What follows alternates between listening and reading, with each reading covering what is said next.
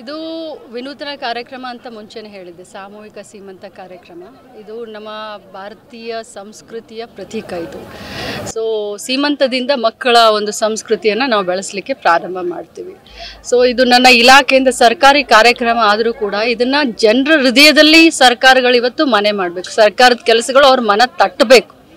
So ಈ ವಿಶೇಷವಾದಂಥ ಕಾರ್ಯಕ್ರಮ ಮುಂದಿನ ವರ್ಷದಿಂದ ಒಂದು ತಿಂಗಳು ಏನು ನಮ್ಮ ಮಾರ್ಚ್ ವಿಶ್ವ ಮಹಿಳಾ ದಿನಾಚರಣೆ ಅಂಗವಾಗಿ ಒಂದು ತಿಂಗಳು ನಾವು ಪೂರ್ತಿ ಆಚರಣೆ ಮಾಡ್ತೀವಿ. ಈ ಒಂದು ಸಾಮೂಹಿಕ ಸೀಮಂತ ಕಾರ್ಯಕ್ರಮವನ್ನು ಒಂದು ತಿಂಗಳು 31 ಜಿಲ್ಲೆಯಲ್ಲಿ ಮುಂದಿನ ವರ್ಷದಿಂದ ನಾವು ಪ್ರಾರಂಭ ಮಾಡ್ತೀವಿ. ಸರ್ಕಾರಿ ಕಾರ್ಯಕ್ರಮ ಆದರೂ ಕೂಡ ಮನೆಯ ಕಾರ್ಯಕ್ರಮ ಮಾಡೋದ ರೀತಿಯಲ್ಲಿ ಖಂಡಿತವಾಗ್ಲು. ಯಾಕಂದ್ರೆ ಅವ್ರ ಮನಸ್ಸನ್ನು ನಾವು ಗೆಲ್ಲಬೇಕು ಅಂತಂದ್ರೆ ಸರ್ಕಾರ ಅವರ ಮನೆಯ ಒಬ್ಬ ಪ್ರತಿನಿಧಿಯಾಗಿ ಅವರನ್ನ ಪ್ರತಿನಿಧಿಸುವಂಥವ್ರು ನಾವು.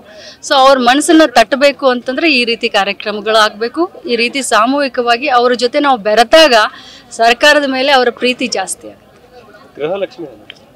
ಗೃಹಲಕ್ಷ್ಮಿ ಹಣ ಬಜೆಟ್ ಇರೋದ್ರಿಂದ ಬಜೆಟ್ ತಿಂಗಳು ಇದು ಮಾರ್ಚ್ 31 ತಮಗೆಲ್ಲರಿಗೂ ಗೊತ್ತು.